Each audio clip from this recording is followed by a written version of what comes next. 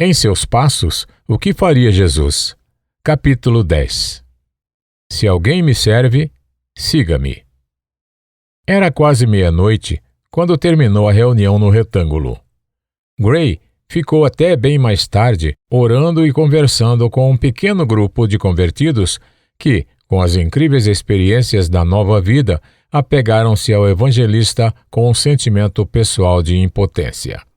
Por isso, Gray não podia deixá-los, como se dependessem dele, para escapar da morte física. Entre os convertidos encontrava-se Rowling Page. Virginia e o tio foram para casa por volta das 11 horas, e Rachel e Jasper Chase os acompanharam até a avenida onde Virginia morava. O Dr. West os havia acompanhado só um pequeno trecho a caminho de sua casa. Rachel e Jasper continuaram caminhando juntos até a casa dela. Isso aconteceu um pouco depois das 11 horas. Agora que já soava meia-noite, Jasper Chase sentou-se em seu quarto, olhando para os papéis em cima da mesa e pensando na última meia hora com uma persistência que lhe causava sofrimento. Ele havia declarado seu amor a Rachel Winslow, mas não foi correspondido. Era difícil saber o que era mais forte no impulso que o levara a falar com a moça. Ele havia cedido aos seus sentimentos, sem se preocupar com as consequências para si mesmo, pois tinha certeza de que Rachel iria aceitá-lo. E estava tentando se lembrar da impressão que a moça lhe causara quando ele fez sua declaração. A beleza e a força de Rachel nunca haviam mexido com ele da forma como acontecera naquela noite. Enquanto ela cantava, Jasper não via nem ouvia mais ninguém. A tenda fervilhava com uma confusa multidão de rostos e ele sabia que estava sentado ali, cercado por aquela gente toda, mas isso não significava nada para ele. Não conseguiria deixar de falar com ela e pensava que seria melhor fazê-lo quando estivessem a sós. Agora que já havia se declarado, percebeu que se enganara sobre ela ou havia escolhido a hora errada para falar. Jasper sabia, ou achava que sabia, que ela gostava um pouco dele. Para os dois, não era segredo que a heroína no primeiro livro de Jasper era inspirada em Rachel, e o herói da história baseava-se nele mesmo. No livro, os dois se amavam, e Rachel não havia feito nenhuma objeção. Ninguém mais sabia disso. Os nomes e as personagens tinham sido criados com uma inteligência sutil que revelou a Rachel, assim que recebeu um exemplar enviado por Jasper, a realidade do seu amor, e ela não havia ficado ofendida. Isso acontecera fazia quase um ano. Naquela noite, ele se lembrava da cena entre eles sem que nenhum tom ou movimento lhe escapasse da memória. Lembrou ainda que havia começado a falar no mesmo ponto da avenida onde, dias antes, encontrara Rachel andando com Rowling Page.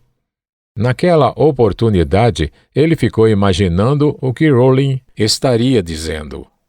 Rachel foi o que disse Jasper, mesmo sem nunca havê-la tratado pelo primeiro nome. Foi só esta noite que percebi como a amo. Porque eu deveria tentar esconder o que você já sabe. Você sabe que a amo como se fosse a minha própria vida. Não quero mais esconder isso de você. O primeiro sinal de rejeição foi sentir o braço de Rachel estremecer contra o seu, pois, como cavalheiro, havia-lhe oferecido o braço. Ela permitiu que ele falasse sem olhar diretamente para ele, mas também sem olhar para longe. Apenas olhava para frente e, ao responder, seu tom de voz misturou tristeza e convicção. Por que você está dizendo isso tudo agora? Depois do que vi esta noite, não dá para pensar em nada disso. Por quê? O quê? Gaguejou Jasper antes de ficar em silêncio. Rachel retirou o braço, mas continuou a caminhar a seu lado. Então ele exclamou com aflição de quem começa a perceber que uma grande perda se aproxima, justamente quando sua expectativa era de muita alegria. Rachel, você não me ama? Meu amor por você não é sagrado como a vida? Ela caminhou alguns passos em silêncio. Passaram debaixo de um poste de iluminação da rua. Sua fisionomia estava pálida, mas linda.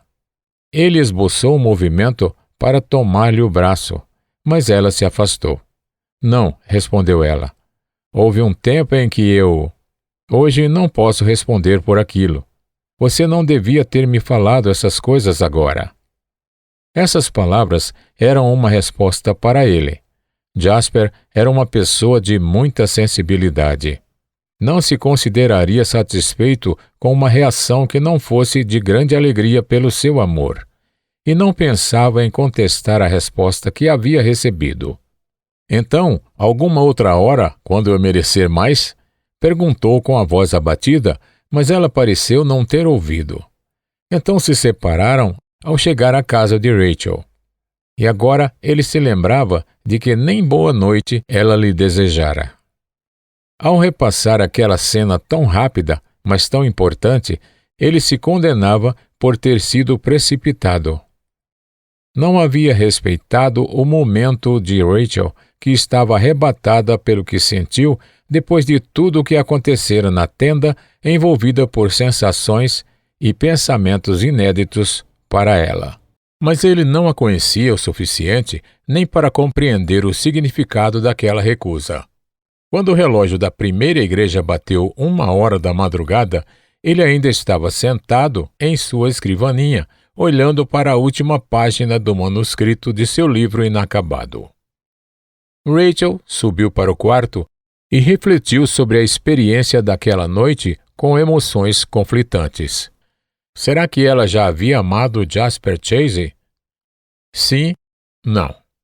Por um momento, sentiu-se como se a felicidade de sua vida estivesse em risco, dependendo de como ela agisse, mas logo em seguida viu-se aliviada por ter dado a resposta que dera. Havia nela um sentimento forte que a dominava. A reação das pessoas na tenda diante da sua música e a presença ágil e poderosa do Espírito Santo a haviam marcado como nunca. Na hora em que Jasper pronunciou seu nome e ela percebeu que ele ia falar de seu amor, sentiu uma repentina aversão por ele, como se o rapaz não estivesse respeitando os eventos sobrenaturais que haviam testemunhado. Rachel sentia que não era hora de se envolver com nada que não fosse a gloriosa maravilha daquelas conversões. A ideia de que Jasper Chase estivera pensando apenas no seu amor por ela, durante todo o tempo em que cantava com paixão pelas almas na tenda, cujo coração ela desejava tocar, chocou-a como se os dois tivessem cometido um ato de irreverência. Ela não sabia por que se sentiu daquele jeito. Sabia apenas que, se Jasper não tivesse agido como naquela noite, seu sentimento por ele não teria mudado. Que sentimento era esse? O que o rapaz significava para ela? Teria ela cometido um erro? Dirigiu-se à estante e pegou o livro que Jasper lhe dera. Sua feição mudava ao ler certas passagens que já havia lidas tantas outras vezes. Ela sabia que aqueles trechos haviam sido escritos para ela.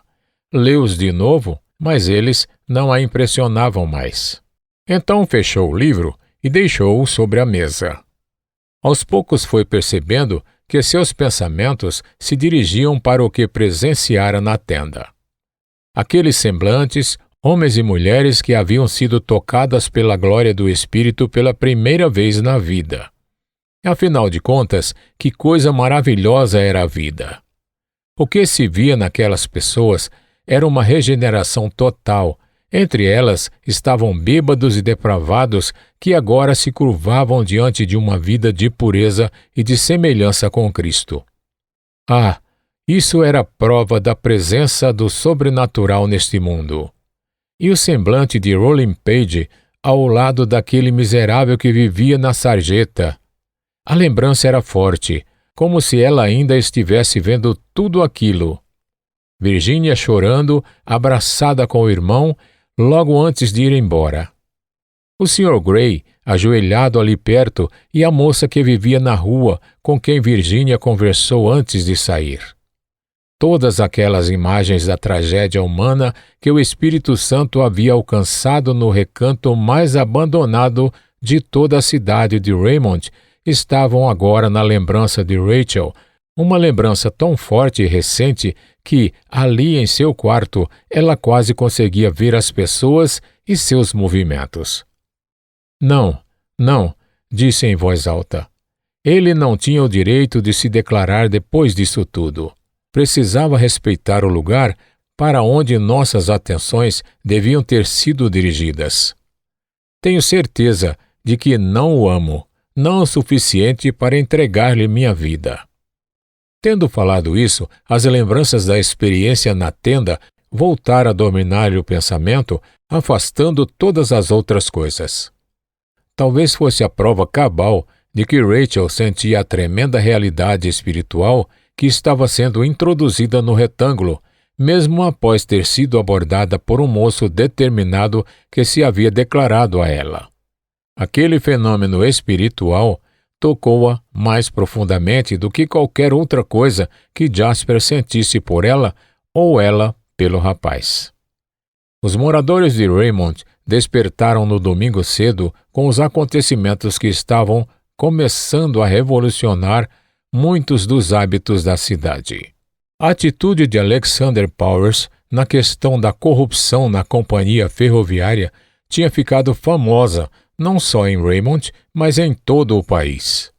As mudanças diárias que Edward Norman fazia na administração do seu jornal haviam deixado a cidade atônita, causando mais comentários do que qualquer fato político recente.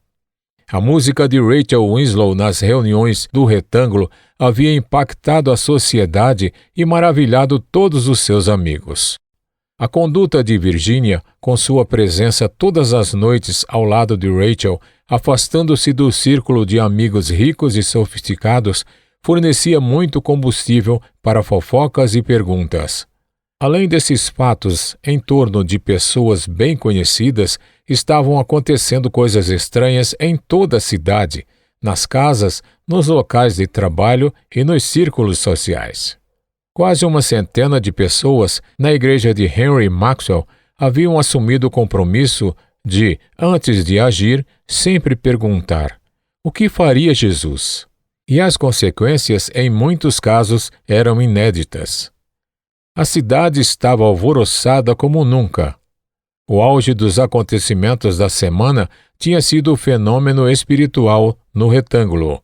Antes que o culto começasse, as pessoas já estavam sabendo da conversão de quase 50 pessoas entre as piores da redondeza, juntamente com a conversão de Rolling Page, o conhecido habitué de clubes e das altas rodas da sociedade. Não é à toa que, por causa do impacto que tudo isso causou, os membros da primeira igreja de Raymond chegaram para o culto da manhã com uma disposição que as tornava receptivas a qualquer verdade importante. Talvez nada tenha deixado as pessoas tão perplexas quanto a grande mudança testemunhada no pastor desde que lhes fizera a proposta de imitar a conduta de Jesus. A eloquência em seus sermões não mais as impressionava. No púlpito, a atitude de suficiência e despreocupação daquele homem refinado tinha sido substituída por um jeito de ser que não se comparava com o antigo estilo de sua comunicação. O sermão havia se transformado em mensagem. Não era mais um elemento de retórica. Era algo transmitido aos ouvintes com amor, seriedade, emoção, vontade e humildade, tanto que as verdades eram apresentadas com entusiasmo e o ministro não aparecia mais do que devia como porta-voz de Deus. Suas orações não eram mais as mesmas que as pessoas estavam acostumadas a ouvir. Ele as interrompia com frequência, até mesmo cometendo erros gramaticais uma vez ou outra. Maxwell jamais se descontraíra tanto em suas orações a ponto de cometer erros de linguagem. Ele sabia que sempre se orgulhara de sua dicção e retórica para orar ou pregar. Seria possível que agora estivesse abominando a sofisticação de um discurso público formal, chegando a repreender-se pelo formalismo de suas orações no passado? Era provável que não tivesse consciência de nada disso. Sua vontade de ser o porta-voz das necessidades do rebanho impediu-o de dar importância a erros eventualmente cometidos. O que é certo é que ele nunca havia orado de modo tão eficaz quanto agora. Há momentos em que a força e o valor de um sermão têm a ver com as condições dos ouvintes e não com eloquência, ideias novas ou argumentos apresentados.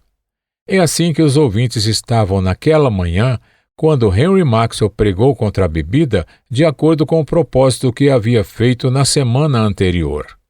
Não havia nada de novo que ele pudesse dizer sobre a influência maléfica dos bares de Raymond. Quais novos fatos havia? Ele não tinha nenhuma ilustração impressionante sobre o poder da bebida nos negócios ou na política. O que poderia ser dito que ainda não tivesse sido falado muitas vezes? O poder da mensagem daquela manhã devia-se ao fato incomum de Maxwell estar pregando sobre a bebida e também aos acontecimentos que haviam agitado as pessoas. Ao longo de seus 10 anos de pastorado, ele nunca mencionara os bares como algo que devia ser escancarado como inimigo, não apenas para os pobres e tentados pela bebida, mas também para os negócios na cidade e para a própria igreja. Naquele momento, ele falava com uma liberdade que parecia refletir sua total convicção de que Jesus faria o mesmo. Ao encerrar, insistiu com as pessoas que se lembrassem de que estava começando uma nova vida no retângulo. A eleição que iria apontar os representantes do povo da cidade estava se aproximando. A questão da liberdade para comércio de bebidas era um ponto importante para aquele pleito. Como ficariam aquelas pobres criaturas cercadas pelo inferno da bebida, agora que estavam começando a sentir a alegria de serem libertas do pecado? Quem poderia dizer até que ponto o ambiente em que viviam as influenciava? O que os cidadãos e empresários cristãos tinham a dizer sobre a liberdade para instituições ligadas ao crime e a atos vergonhosos? Será que, como cidadãos seguidores de Cristo, não deveriam se esforçar ao máximo, combatendo a realidade dos bares, elegendo homens de bem para representantes do povo e saneando a municipalidade? Até que ponto as orações poderiam ajudar a melhorar as condições de Raymond se os votos e as ações sempre tinham apoiado o lado dos inimigos de Jesus? Será que Cristo não faria o mesmo? Que discípulo poderia imaginar Jesus se recusando a sofrer ou a levar sua cruz nessa questão? Até que ponto os membros da primeira igreja já tinham sofrido na tentativa de imitar Jesus? Ser discípulo de Cristo era uma realidade ligada meramente à consciência, aos costumes e à tradição? Onde ficava o sofrimento? Era ele necessário para que se pudesse seguir os passos de Jesus, tanto para o Calvário quanto para o Monte da Transfiguração? Neste ponto, o apelo de Maxwell tinha uma força que nem ele sabia calcular. A tensão espiritual das pessoas havia chegado ao ponto mais alto. Imitar Cristo era uma decisão que havia sido tomada por voluntários na igreja e estava surtindo efeito como se fosse fermento na comunidade. Henry Maxwell ficaria perplexo se pudesse avaliar o tamanho da vontade que seu rebanho tinha de carregar a cruz. Naquela manhã, enquanto falava, antes de encerrar com um apelo carinhoso a uma vida de discipulado baseada num conhecimento do Senhor Jesus acumulado durante 2000 anos, muitos homens e mulheres na igreja diziam o mesmo que Rachel dissera com tanta emoção à sua mãe. Quero fazer algo que me custe sacrifício. Quero sofrer por alguma coisa. Na realidade, Mazzini estava certo quando disse que não há apelo mais forte do que vinde e sofrei. O culto havia terminado e o grande público já saíra. Maxwell encontrou-se de novo com o grupo no salão social, a exemplo do que fizera nos 2 domingos anteriores. Ele pediu que ficassem todos os que haviam assumido o compromisso de discipulado e quaisquer outras pessoas que quisessem entrar para o grupo. O encontro após o culto parecia ter se transformado numa necessidade. Ao entrar no recinto e ver as pessoas que estavam ali, o coração de Maxwell bateu mais rápido. Havia no mínimo 100 pessoas. Nunca o Espírito Santo tinha se manifestado tanto. Ele sentiu falta de Jasper Chase, mas todos os outros estavam ali. Então pediu a Milton Wright que orasse. A própria atmosfera estava carregada com as possibilidades que Deus apresentava. O que poderia impedir tamanho batismo de poder? Como haviam conseguido viver tantos anos sem isso? Então, aconselharam uns aos outros e oraram muito. Henry Maxwell marcou aquela data, já que a partir de então ocorreriam fatos muito importantes que se tornariam parte da história da primeira igreja de Raymond. Quando finalmente todos foram embora, estavam marcados pela glória do poder do Espírito.